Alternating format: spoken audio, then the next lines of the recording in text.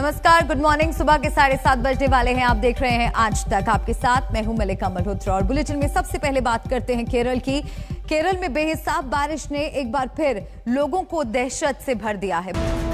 ये अक्टूबर के महीने में बेहिसाब बारिश से केरल में आई तबाही की तस्वीरें हैं।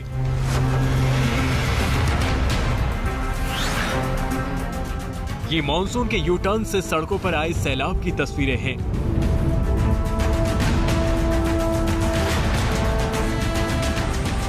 हर जगह से बर्बादी ही बर्बादी है। जमीन से लेकर आसमान तक रेस्क्यू ऑपरेशन चलाए जा रहे हैं। जाते हुए मॉनसून ने केरल में इतनी तबाही मचाई कि शहर के शहर और गांव के गांव घायल हो गए।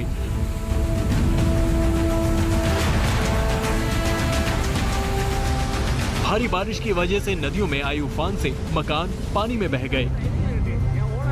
पहाड़ों पर लैंडस्लाइड की वजह से लोग मलबे में दब गए और बर्बादी इतनी हुई जिसका अंदाजा लगाना मुश्किल है। फिलहाल तो इस सैलाब में जिंदगी बच जाए इसकी जद्दोजहद जारी है। सबसे ज्यादा तबाही कोयटम और इडुक्की जिलों में दिखाई दे रही है, जहां अब तक 26 लोगों की मौत हो गई है। अकेले कोट्टायम जिले में लैंडस्लाइड की वजह से 13 लोगों की मौत हो चुकी है और कई लोग लापता हो चुके हैं।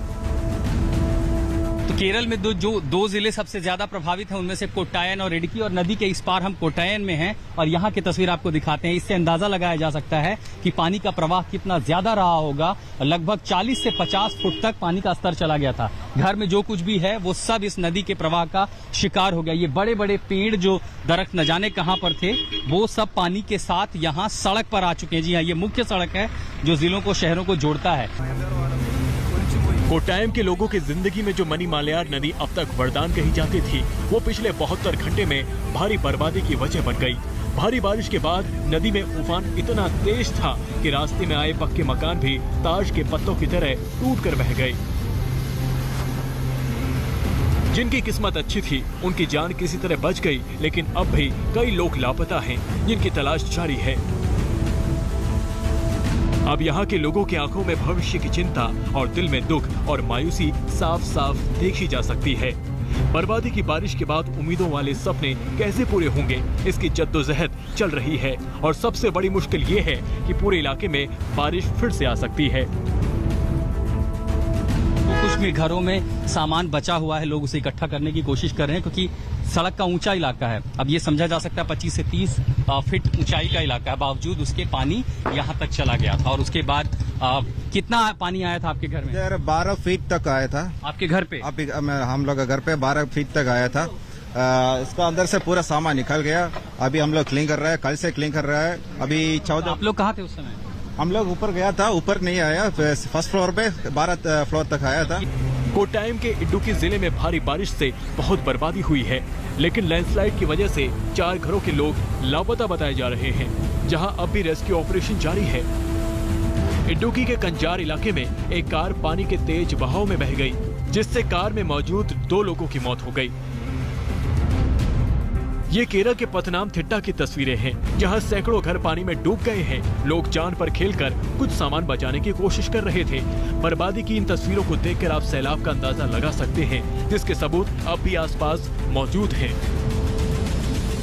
हम इडुक्की जिले में हैं और जो 4-5 जिले सबसे ज्यादा प्रभावित हैं उसमें कोट्टायम और इडुक्की हैं। कोट्टायम में लगभग 9 लोगों के मरने की भी खबर आ रही है। लैंडस्लाइड में भी लोग मर गए हैं। और पानी का स्तर किस तरह बढ़ा, शुक्रवार की देर शाम से जो बरसात शुरू हुई इस पूरे इलाके में, उसका कहर अगर देखना चाहें तो मेरे पीछे की इन तस्वीरों से समझा जा सकता है।